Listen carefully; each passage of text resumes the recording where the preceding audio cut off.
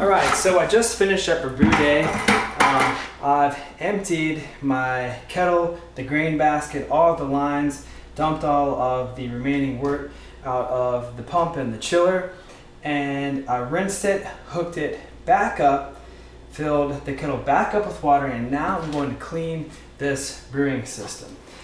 I like to use 5-star PBW, and what I do is I just follow the directions on the container here. So it says for brew kettles, use 1 to 2 ounces per gallon of water for single brew day cleaning. That's what we're doing here. So I've got about, I think, 7 gallons of water in here. So I'll fire this scale up, place my bowl on there. I will zero it out.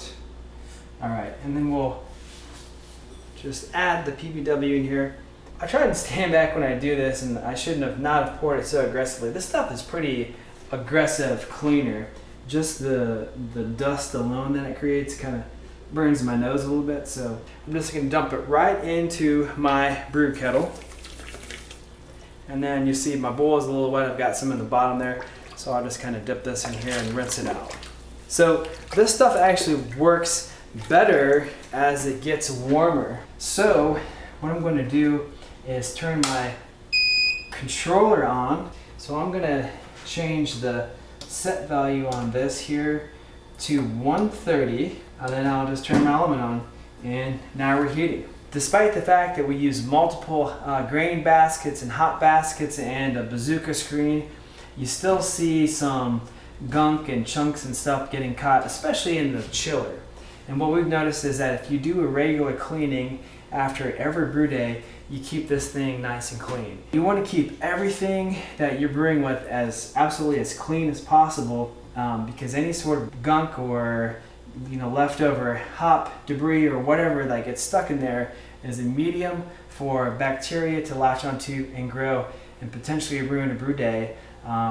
Despite the fact that you've sanitized things, sanitizer doesn't work well on porous material that gets stuck in the different crevices of your brew system. So again, that's why it's important to do a regular cleaning, or at least a semi-regular cleaning, which is every brew day or every other brew day, to keep your equipment free of debris. So that said, I'm going to get the pump started up here. So I'm just going to open this ball valve. It's as easy as hitting the pump button to get the water flowing. The heating element and the pump are controlled by our brewing controller.